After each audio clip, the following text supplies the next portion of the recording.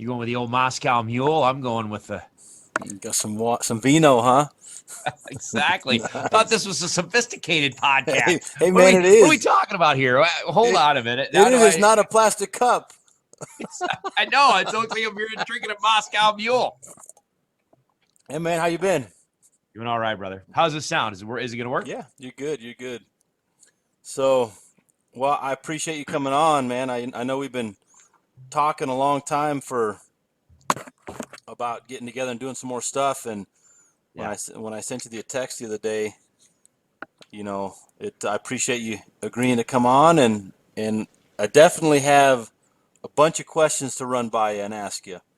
All right. So, but first You- off, we're gonna be I'm gonna be releasing this as a audio YouTube video as well as a audio podcast and YouTube video. So for everyone that's listening, this is Chris Rowe with Rowe Hunting Resources. Chris, friend of mine, longtime friend, and previous contributor to the Alpha Bow Hunting Coaching Pyramid with the video we did, what was it, a year and a half ago, right? We talked about animal behavior, yeah. and that was a video we shot at the shop.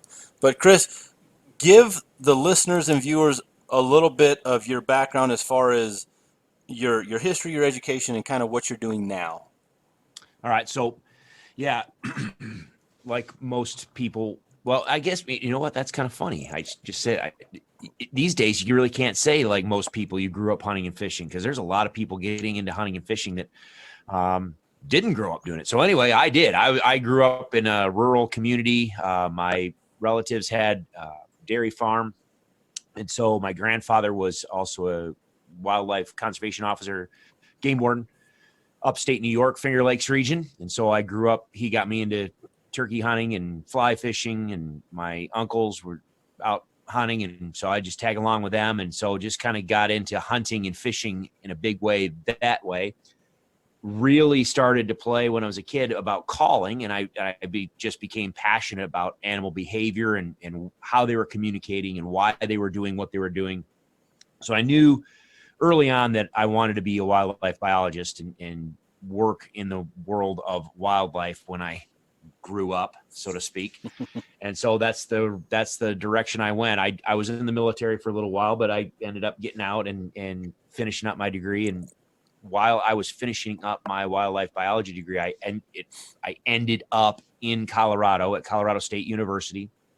And it was one of those things where, sometimes if an opportunity presents itself and you take it, sometimes those little opportunities that you don't think much about end up being life-changing. Yep. And this is one of those things where, so I was just recently out of the military. This is my first, year in school. And here I am on the first summer break and no job. I'm like, I had a couple jobs, while I was in college, but I was like, all right, this is my summer. I've got to figure out what I'm going to do. I probably ought to try to get a job doing something wildlife related, and walk down the hall of campus. And here's this flyer post a job, opening, looking for people that wanted to work on an elk study over by Vail. It ended up being the Upper Eagle River elk study, just outside of Vail and around Vail and all the way down to Leadville. And yeah, my job was to spend the summers hiking around the backcountry of Colorado with a spotting scope and some radio telemetry gear, following elk and working with elk and watching and living with elk. And it was incredible. So throughout my undergraduate career, obviously got my basic wildlife biology degree, but I really started digging hard into some behavior stuff. And you spend that much time. So the whole point of the elk study was to look at cow-calf interactions. And so we would just go Monday morning, we would hike in with at that time, we didn't have the nice Kafaru packs and the good Sitka gear or the First Light gear. It was, I was wearing my cotton fatigues and just crappy boots and an old Alaskan freighter frame backpack. And I think by the we would go in there for a full week. So by the time, you got all the gear plus all the spotting scope, and there was no carbon fiber back then. Everything had to weigh like 30 pounds. So I think we were going in packs are easily 80, 85 pounds. But we'd go in for the full week, go in Monday morning, hike way the heck back in there, sit and observe elk all week, hike out Saturday morning or Saturday afternoon. And then Sunday was just laundry and shower and grocery shopping and turn right around and do it again. So you can't spend that much time sitting and watching cows and calves interact with one another and not hear them communicating. And then with my passion, I just really started picking things apart in a critical manner and kind of putting two and two together on what I saw going on and who was talking, who was responding, what was the response, what was the behavioral interaction that led up to it, what was the resulting behavioral interaction afterwards. So that's how I really got into the biology stuff. But to bring it into what I'm doing now with row hunting resources. So again, being passionate about hunting, I was pretty good at it. I had some really good early on, and not going into all the details, but I ended up being invited to be on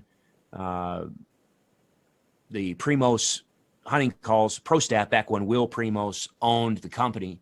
And back then the pro staff that he had put together was probably, I mean, it was absolutely the definition of professional staff. This was back when our job was to get the new calls, the new material that they were making.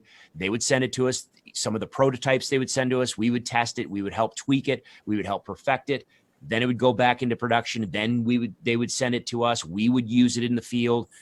We were the ones literally on the first ground level of making sure these calls were actually working and they were doing what they were supposed to do. And we were the, on the ground boots that were going to go out there and not sell the call. What we were there to do is to help provide support. So we would do the seminars, we would do the educational stuff. If, say your shop, Phil, you were going to, carry a line of Primos calls. Well, if you wanted a demo, if you wanted to have an explanation of how to work them, how to get them, that's where I came in. I would come to your shop and I would work with you and get you up to speed on everything. And so now here I'm the guy that's supposed to give the seminars. And I've always been that critical. I always look at things with a critical eye. And so I always focus on that so what factor. And I think we probably talked about that last time. If someone's going to sit down and listen to me flap my gums, I want to make sure that I'm not wasting their time. I want people to make sure that they're coming away with something solid. And so when I used to go to seminars, I would sit and listen to these people talk for an hour about their hunting stories, about all the great and glorious places they got to go hunt. And I'm like, why am I sitting here listening to you? I don't care about any of that. I thought I was coming here to learn something. Sure. And this is the late 90s, early 2000s. So we didn't have the internet really. There was no YouTube. There was no online streaming videos, nothing. If you wanted to learn something, you literally traveled to a shop like Phil's, or back then it was Jack's Sporting Goods, Big R, farm and ranch stores would put these seminars or let me put these seminars on. And that's how I communicated with people and talked with people. And so I always wanted to make sure that they had the so what factor. And so there's only so many times that there's only so many ways you can tell somebody how to blow on a mouth diaphragm or a open reed style elk call before you're just like, okay, we've been here, done that. Okay, let's do something else. So I started incorporating a lot of the behavioral ecology, biology, vocalizations, communication, especially for elk, but also turkey, predator, that type of stuff. And people just loved it and started seeing really good success like I was. And so people wanted more of that. I was going just absolutely crazy for early to mid 2000s and doing seminars all summer, sometimes Thursday nights. Every weekend I was doing seminars. I was doing the 3-day clinics up in the mountains. It was crazy, but it was still limited to a kind of an in-person type of deal until here we go with the internet. And you get about 2010. That's when, putting a video on computer actually wasn't that big of a deal. It still was a little costly, but we could start actually doing some things. And so I said, you know what? I can reach more people. I can do maybe a little bit more with this education stuff and with this behavior stuff if I start putting stuff online. And so here we are. We started in 2010, 2011.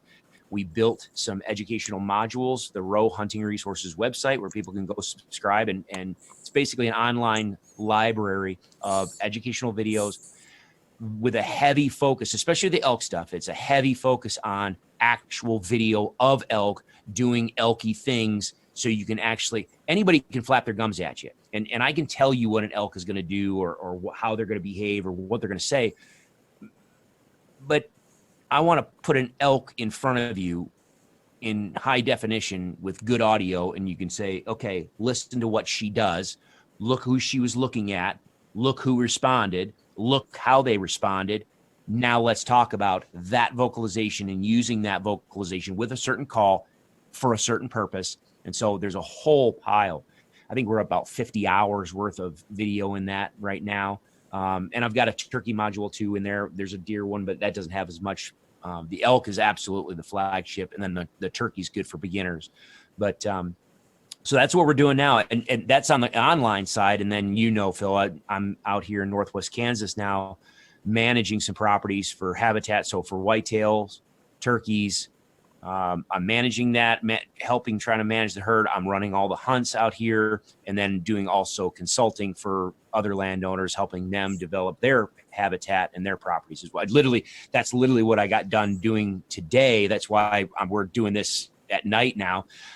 There's a buddy of mine that is possibly going to be buying several hundred acres out here, and he wanted me to kind of walk it with him, give him my thoughts on it, and if he ends up buying it, I'll probably end up managing that piece of ground too, which should be a lot of fun. So that's my world, brother. Well, and I appreciate the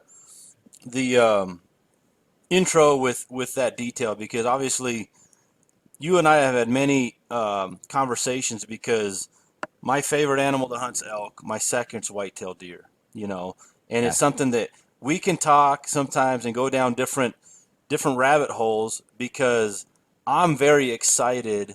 As I wouldn't call myself a greenhorn on the whitetail scene anymore, but I'm not an expert by any means. I'm somewhere in the middle.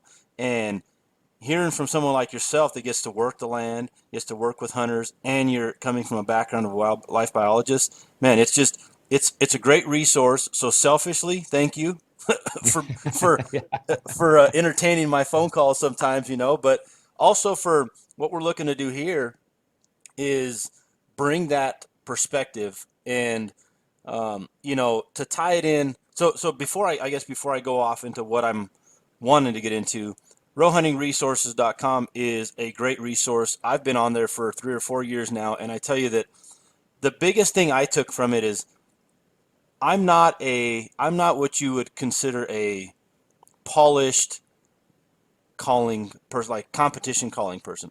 That's not my interest, right? And I think most people, that's not their interest. Sure. Their interest is they want to get from point A, A plus B equals C, simplified, and really understanding that a different call, different manufacturers, your sounds are going to be slightly different. But if you have the tone and the, I don't want to say purpose, right? But it's your videos are very well articulated to demonstrate how this sound, it equals this, or it's going to generate that, is what you're looking for from a strategy standpoint. It answers the question, why? Right. Why am I going to do so? If someone tells you to blow a cow call or blow on a bugle or do this, okay, I can tell you what to do. And if you're a good, mimic, and you're a good little soldier, and you can follow directions and remember the directions, you can do what I tell you.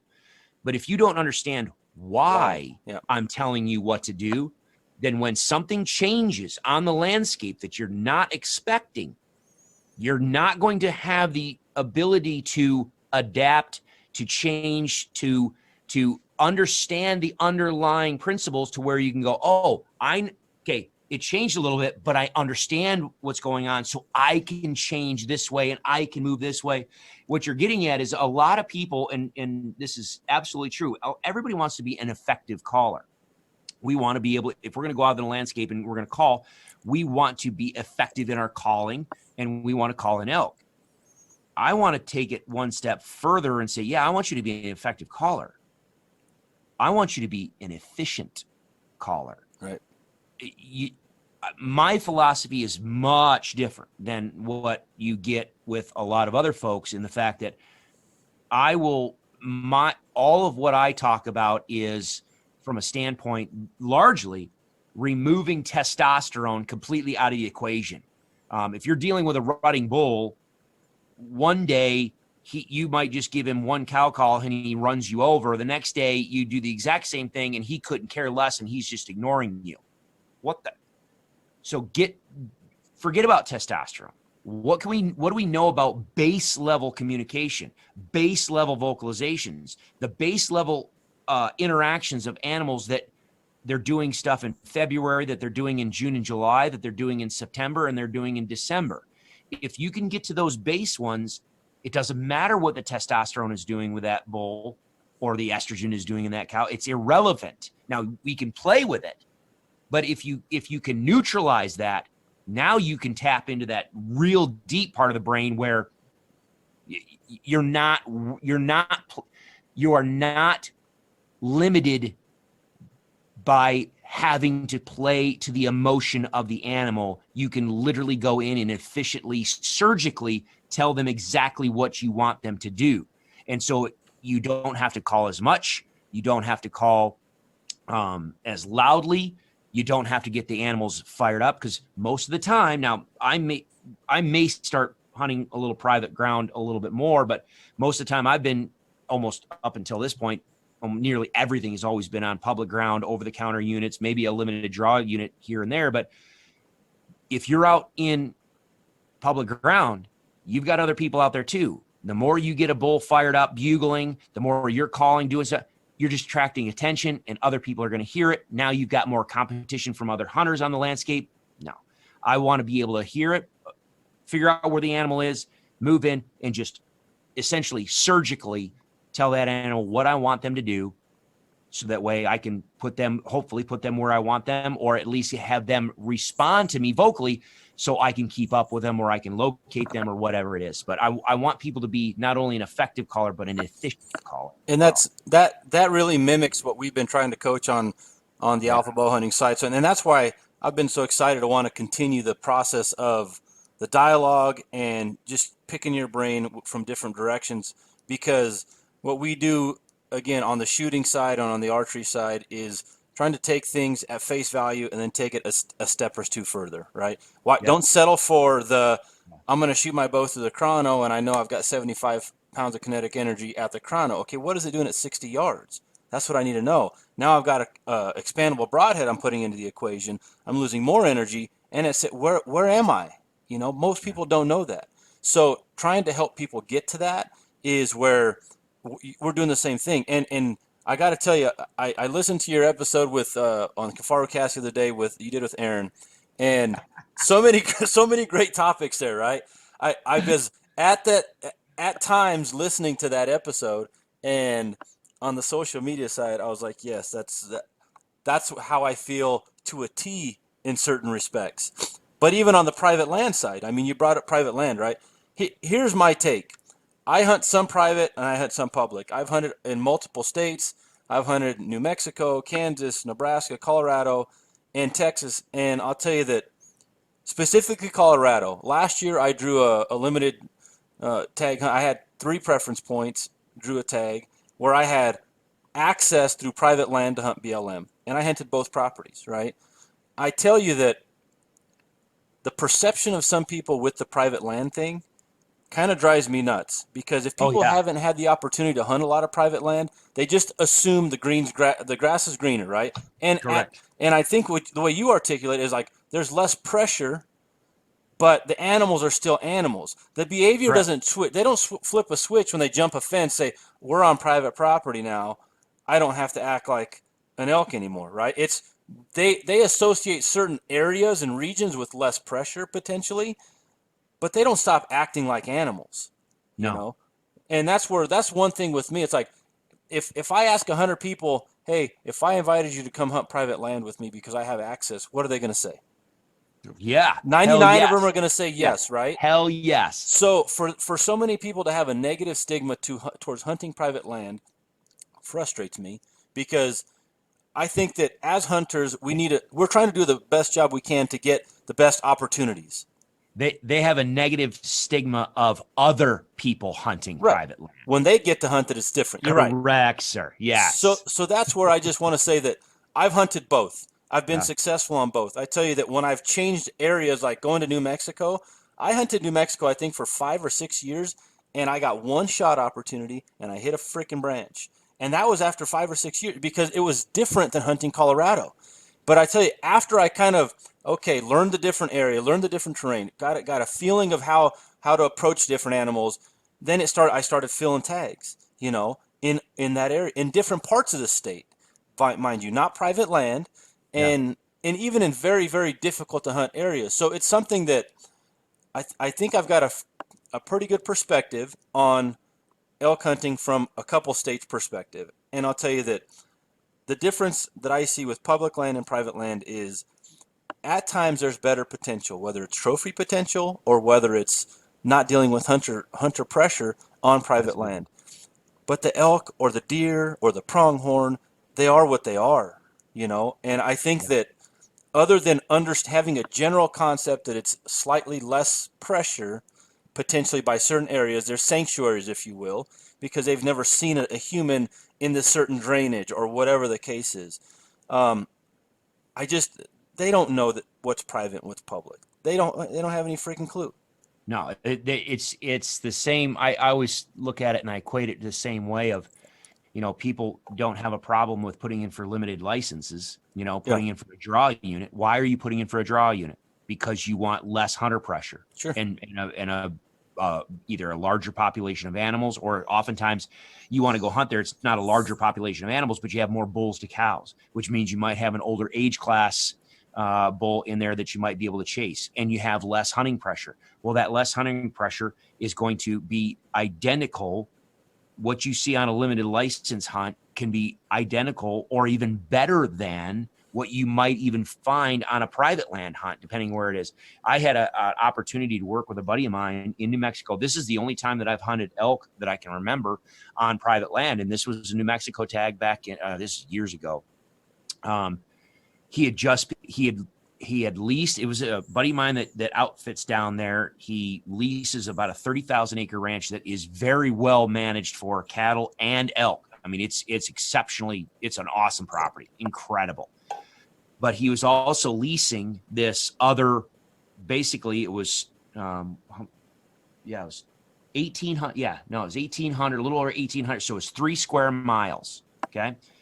And he was leasing that for rifle hunting, and it was really good.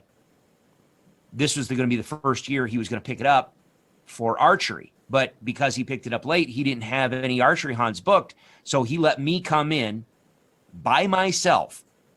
I am by myself. I'm the only one hunting 3 square miles of private ground right next to a highly managed 30,000 acres of elk property. I was walking on cloud. I was like, this is going to be incredible.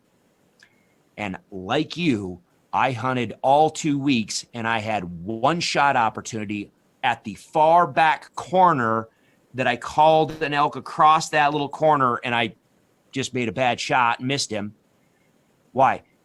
The people that owned the ranch at that time were the cattlemen, and their belief was that God put grass on this earth for cattle to graze it. And so as soon as they could get the cattle in there, they saturated that thing, and they would not pull those cattle out until it was almost down to dirt. And the fences were 5.5 foot tall. They were drum tight, and they went straight to the ground. So elk movement across them was a pain in the butt. There was no forage there. It was cattle. I mean, there were no elk there in September. It didn't matter that I was on private ground. I had less of an opportunity on 3 square miles of private that I had to myself than I would have if I just gone over to the public land on the national forest. Yep. Now, from a habitat standpoint, the reason why it was good in rifle was because at the end of September, down in that neck of the woods, they use what's called lay down fences. And so if you're not familiar with that, it's a cattle fence. It's, 5 foot high here and a foot off the ground there. That wire is just drum tight. You could literally walk up that thing and climb over in the middle of the wire, in the middle of the strand between the posts. But those posts are only driven in the ground every so often, and the rest of the posts are suspended, and it's just looped over these fixed posts. So long story short, at the end of the season, what you can do is you go on each of these posts and unloop it, and that entire fence will lay down flat on the ground. That's so that way the snow load doesn't break the fence, and that elk movement and other wildlife don't break the fence. Come spring, they just come back up, stand the whole thing up, blink, blink, blink, blink, and it works great for cattle.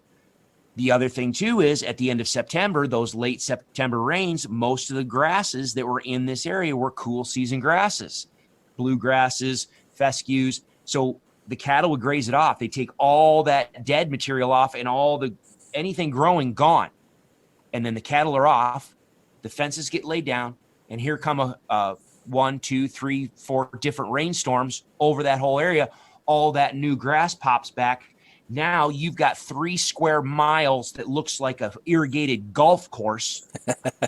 You want to know where all the elk pile into? They all pile in. So I say all that because unless you know what is going on with the private property, it doesn't mean it's going to be heaven.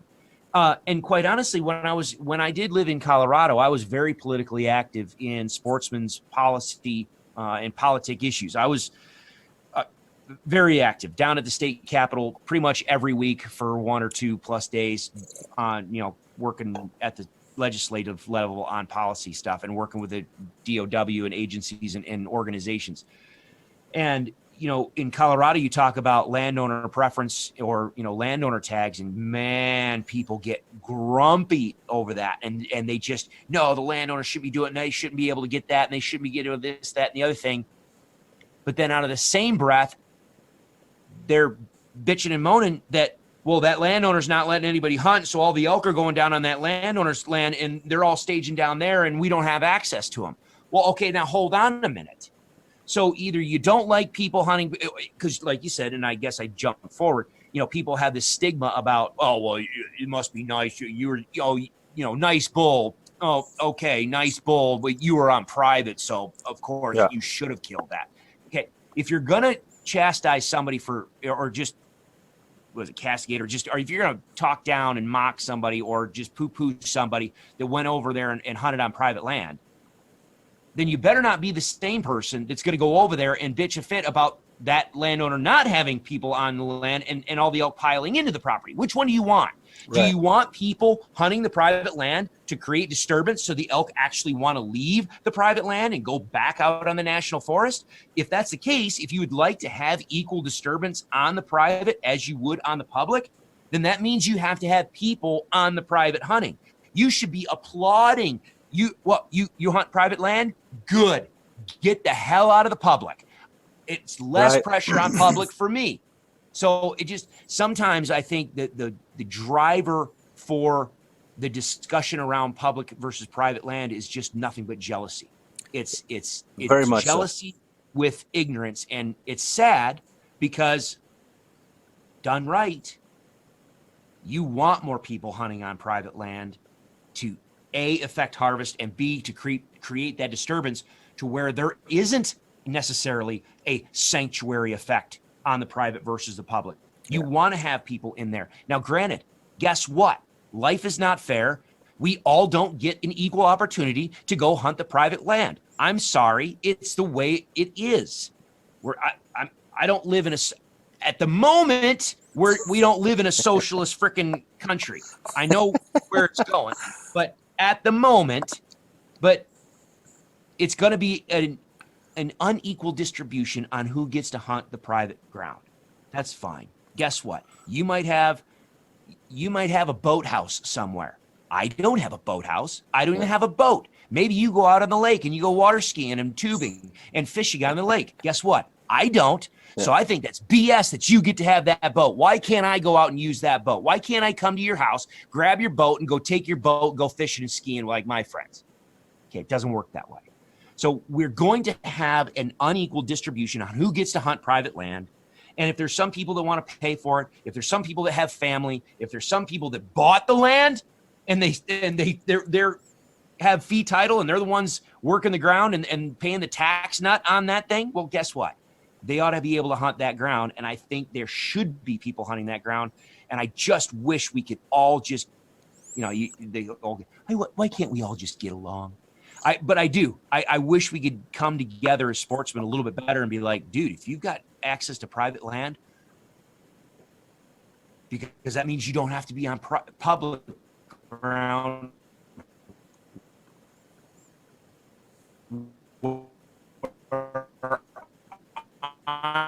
Rant that I wasn't expecting to get on tonight, but no worries, man. No worries. Well, and I appreciate that insight too, because I agree with you, and it's something that, as I've hunted public at times and seen elk just sitting on private, and as I've went through private and seen elk hunting, change from my perspective as well, I agree with you. I think that as hunters get, whether they're hunting private, they're going to move animals around. If you want better, and it's that whole thing. It's like, I hunt right at the edge of the private fence line. I hunt right on the public, right at the edge of the private fence line. Oh yeah, right.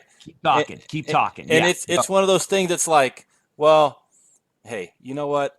I just think that there's room for everything that's legal.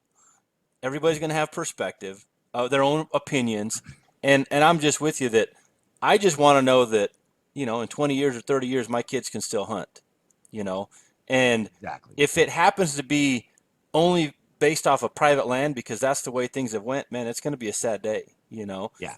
But if we can learn to work with, and that's why I'm just a huge advocate to just hunting in general anywhere. That to me, I don't really like to asterisk or say, oh, I shot it on private. Oh yeah, it's on public. It's more brownie points. You know what? And that's the thing is, because that's the thing, and this is what I talked about at the ISE show a little bit, and I've talked to a couple other people since then about it's this competing value sets. Yep. And we have to understand that we all have different values for, why do we hunt and what do we value in that experience? I still think it's funny, there's some people that say, you know what, hunting is just about spending time with family and getting out and having fun with your friends. And it's all about the experience. And I'm like, you're full of crap. Yep. You can do that 365 days a year. It's called camping, I've right? I've got a limited window. When I got that elk tag in my hand, that's to go kill something. Sorry, that is my license to go kill something. I want to go play the game. Guess what, though? That's their value set, and this is my value set. There are other people, their value set, and this was hard for me to wrap my brain around. And we talked about this. Last year was a challenging year for me on a bunch of different levels. Just psychologically, I guess you will. There was a bunch of changes that had happened that I had to kind of grapple with and wrestle with, and get my head wrapped around these competing values. And there are people that, you see it all the time now, the hashtag public landowner, whole movement, where their value is literally going on public ground and outperforming you. Right. Doesn't matter if they kill a 1.5-year-old or a 2.5-year-old 4x4 next to the trailhead. Haha, I killed it before you. Or I was able to kill something in that public land and you didn't. But here's where I challenge you on that slightly, right? I agree with you, but at the same token, someone who says, oh, it's about the journey and the experience and the relationships and the memories, why are they the first person or people to post 16 pictures of the same elk that they shot or deer that they shot for everybody to see? Because if that doesn't matter, why is that the highlight of somebody's social media thread or page, right? Do you want me to go ahead and say it? So I mean, this is your channel, so I'll be the sacrificial. I'll follow the sword. The reason why is because a lot of people that say it's about the family, it's about the experience, is because they're poor hunters. Well, I think that's part of it for sure. It is, and I say that I say that, and I don't mean that disrespectfully. I don't. Why? Because I've seen a ton of those same people, whether I've helped them, other people have helped them, or whatever. All of a sudden, they have a different level of performance on the landscape as far as being able to kill stuff, or more consistently, or understand what's going on, and their friends are, their family is. They start to see a level of a better level of success, and they've been able to elevate their game. And then all of a sudden, you can see that value set shift a little bit. So they're wrapping their hands around the best memory of their experience right now. It's not, and I say that, I said that harshly just because it's kind of funny, but that's the reality. Everybody's starting somewhere. Everybody has a different value set. And you're absolutely right, brother. There's a lot of people that will camouflage stuff just to deflect, just to make them, and trust me, the world of social media these days is just vicious. It's simultaneously one of the best things we've ever had and the worst thing that we've ever had. I agree with you. And it's something that I struggle with it every day, because it's hey, I need a post. I've got multiple businesses, and I've got, things that I need to be able to promote. And if you're not continuing to evolve, you're no longer relevant, right? If you're not continuing to, but at the same token, I still have that inner value set that it's like, I'm not going to jeopardize or compromise who I am for the gram, right? I just, it's one of those things. Am I happy to kill something and post something? 100%. I've done it since day one, but I've never changed from that. And it's one of those things that second short book that I wrote, it's in there. I am trying to become the top 1%. I'm not there. I'm consistently successful, but I'm not successful every time, So I challenge myself every time I pick up my bow. I challenge myself every time I go out in the field. I challenge myself every opportunity I get, like you said, when you got that tag in your hand. And for no other reason that's just the type of person that I am. Whether I kill something or not, it doesn't define me. Whether I post something on social media or not, it doesn't define me, But at the end of the day, I think that it's troubling to see certain directions that people go paths that they go down, I should say, with the spotlight of social media. And the good hunter, not so good hunter thing. Hey, we've all had unsuccessful hunts, right? And I will fully, I say that harshly, no, but we all start at different places, and we're all going to progress at different levels, and we are going to move. Some people will move through different levels of hunting experience and hunting values. Other people don't. Let's take Aaron Snyder for a minute. Okay. If we first take a step back and let's look at fishing, if someone is into fishing, when you get somebody started in fishing, if you're a beginner fisherman, you just want to catch fish. Sure. You just want to catch. It doesn't matter if you're catching creek chubs or you're catching largemouth bass or trout. It doesn't matter. You just want to catch fish. Whatever fish it is, I want to catch, but I want to catch a lot of them. I just want bam, bam, bam, bam, bam, bam, bam. I want to catch a lot of them. At some point, some people will then shift and say, okay, now I want to catch a big fish. And I want to go after the biggest fish that I can find. Maybe it's a different subspecies or a species of fish or whatever, but I want to catch a big fish. And then maybe that person becomes successful at catching a big fish.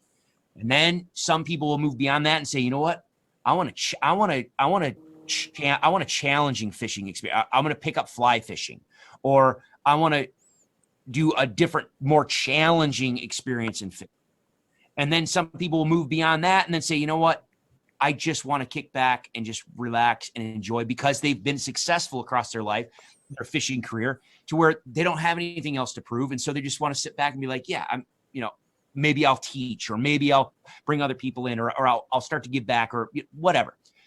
Each one of those different phases, some of us will move through each and every one of those phases. Other people will just stop at a phase. And it's the same thing with hunting. So when I sound critical about other people. I do that now, tongue in cheek and lovingly, understanding that everybody's in a different place. Everybody has a different value set. And if we take Aaron, for example, I love him to death, but how much crap did I used to give him?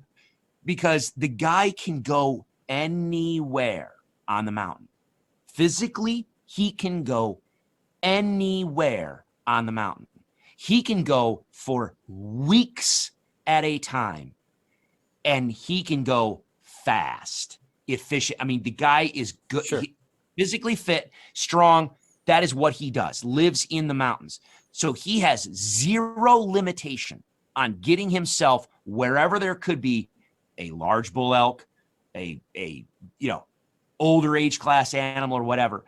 And every single year he'd come back with this, 4x5, little 5x5, shoot it like on the first day or second day. I'm just like, you're in one of the best, he'd draw a unit or a good, limited draw tag or something. I'm like, you're in one of the best units. And what are you doing? Like, he just loved to fling arrows. He just liked to kill stuff. So he was kind of like that fisherman that just liked to catch a lot of fish. He was just stuck in the, I want to catch a lot of fish. I just want to kill a lot of crap. And I don't need to move to that next level because that's what he enjoys to do. And there's a lot of hunters that are like that. Then there's those ones that'll take that next step. The thing that we all have to realize in social media, and this is what I talked about on the podcast that you listened to, and I hope it came across. We were on so many rabbit holes. I don't care now. I might, and if I was critical in the past, I asked for people's forgiveness because I didn't appreciate things probably the way I should have, way I do now, and the way I probably should have. I just wasn't mentally mature at that point in this topic. But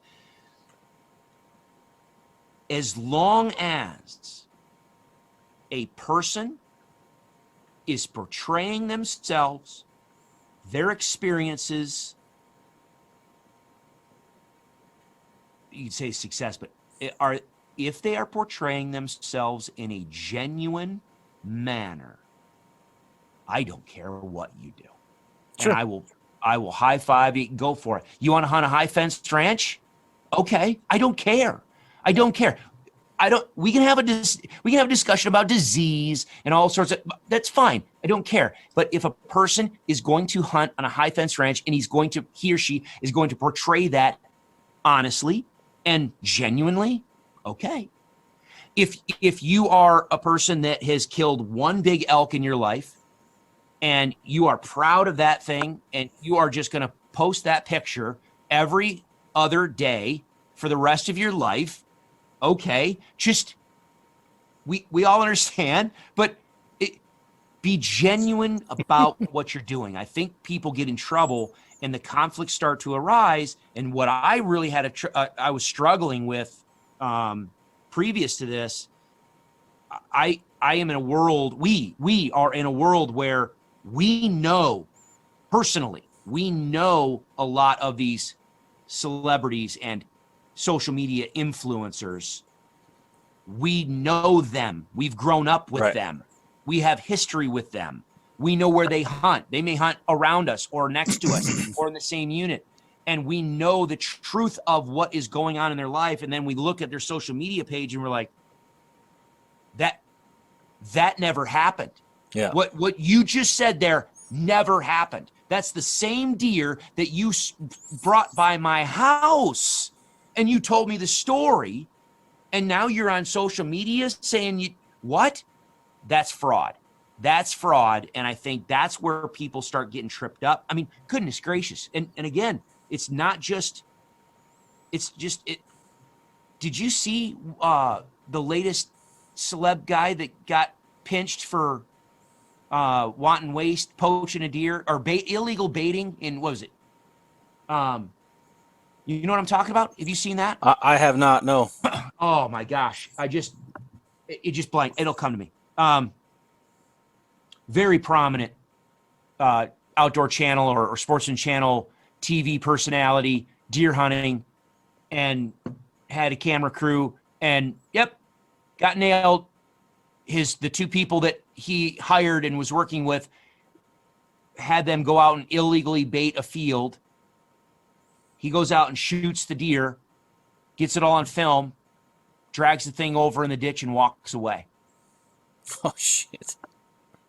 I'm dead serious. I mean, and they posted the basically the arrest log, the police report on it, and I mean the guy's done. I mean, as far as he's dead to rights. There is no. I mean, he may please something out, but it's done because I mean, when the officer I mean, these guys have it on video. The cameraman's videoing it, and the guy he hired to put the bait out was like, "Yeah, that happened."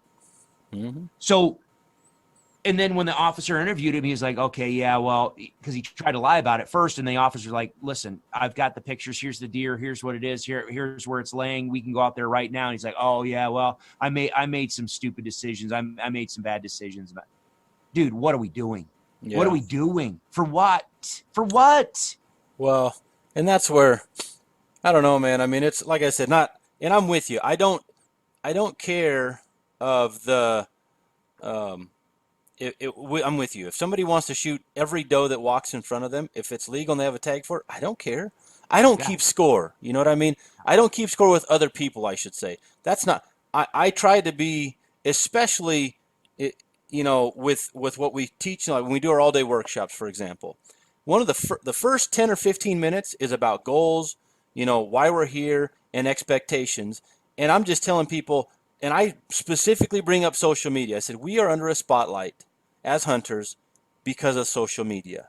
So I'm not telling you what to post and what not to post. I'm telling you, just take an extra second before you hit, upload or publish to make sure that that this is going to live there forever. Whether, you can delete it, but somebody's going to screenshot it, repost, or whatever, So just make sure that what you're doing, you're going to be able to live with, not just today.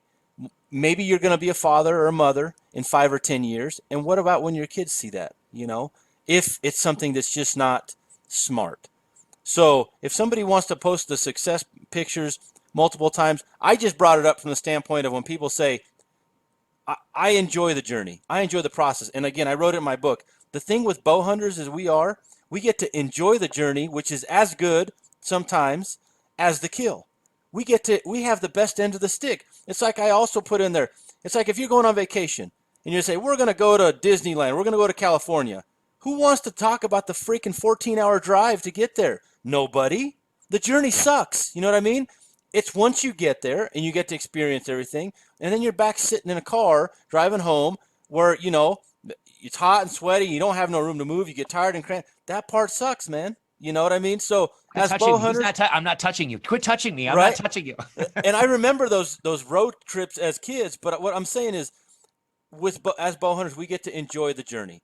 It's great. I mean, the scenery, the preparation, everything you get to do. There's so many things to enjoy. But you're right. When you got that tag in your pocket, and you are successful on that, it makes it all the more worth it. Okay, and I think that's the important part. And I don't want. By the way, everybody watching and listening to this, he just said, "Hey, you want to sit down and chew the fat?" I'm like, "Yeah, sure, why not?" And here we are. We just dive in head first, sailors dive off into the cesspool of whatever it is. But let me just say this, okay? From what you do with alpha bow hunting and what I do with the education stuff and the behavior and the calling and strategies and stuff, I made that comment earlier about the people that latch onto. It's the family time and the friends and that. Okay. And I said that I have seen numerous times where as they were able to get better, they're more successful or more efficient in their calling, and they have a different level of experience on the landscape, you can see that progression and you can see that value set shift. What I think, and I've been spending a lot of time trying to spend time listening to people that are a hell of a lot smarter than I am and a lot better than I am. And I've been spending a lot of time listening to Dr. Jordan Peterson, and he's got so many good just incredible things to chew on. And one thing that I kind of realized that's part of, I think, what we see on social media, and I think what we see in these competing value sets is It does not matter where you are in the spectrum of all the different value sets that can be out there, and the spectrum of what your performance level is, whether it's calling elk, calling turkeys, whitetail strategy, or whether we're talking about going and pulling a bow back and standing on a line and executing a perfect shot. It doesn't matter where we are in the spectrum of our abilities and our values. I think the problems arise when people within their, military guys, we're in our lane. We just want to stay in our lane and we just know Sure. if we talk about staying in our lane, wherever we are in our lane, if we are not fulfilling whether it's subconscious or conscious, if we're not fulfilling our goals or what we would like to see in that lane, we're not reaching our potential at that moment, we're unfulfilled. And Sure. some people can use that as a motivating factor. Other people use it as a discouraging factor. There are some people that say, okay, I'm going to look at that next level up. I'm going to look over to you. You are that, whatever it is, I look at you and you are that next level up. There are some people that are going to go, I am going to watch you and I'm going to learn from you and I'm going to do everything I can and I'm going to pull you in. I'm going to I want to learn and I want to be there and I want to engage you and I want to be you. And then there's other people, unfortunately, say, I can't be you, so screw you, I'm going to tear you down. Yep. And I think if people can understand wherever you are on that spectrum, if you can work towards maximizing your potential, whether it's shooting a bow, whether it's calling an elk, killing turkeys, whatever, if you can maximize your abilities and your potential wherever you are, I can tell you, you will end up, I'm almost positive that every single person will end up feeling more fulfilled, and you become less worried about other people, and you're eager for that next step. And I think, your alpha bow hunting helps people do that with the archery, the shooting, and just breaking it down to where, okay, how do we be that next step better within our world? You don't have to be you don't have to be the next John Dudley. No. Okay, that's fine. He's awesome, great. Go if you want to be him, shoot for the stars and go. But guess what? Even John Dudley started way down here at some point, and he had to take those steps. So just take those steps and be the best that you can be, and do yourself the favor of just try to surround yourself with people that can help you be the best that you can be wherever you are and help you on that journey to be more fulfilled in whatever task and endeavor that you're trying to get through. So